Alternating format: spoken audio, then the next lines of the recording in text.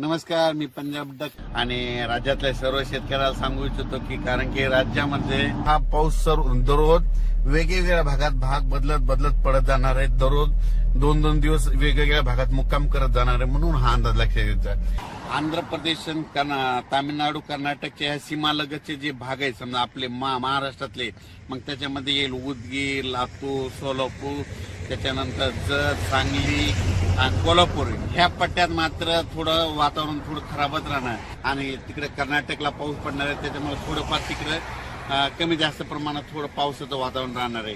मात्र 14, 15, 16च्या दरम्यान परत एकदा राज्यात वातावरण खराब होणार आहे. म्हणून हा अंदाज लक्षात घ्यायचा. म्हणून हे पूर्वकल्पना म्हणून आज देत आहे. परत अंदाज उद्याचे लगेच येणार आहे. पण मात्र उन्हाचा पारा मात्र 42 अंशापर्यंत 42-43 पर्यंत जाणार आहे. म्हणून हे अंदाज लक्षात घ्यायचा. अचानक वातावरणात बदल झाला तर लगेच एक मेसेज दिला जाईल.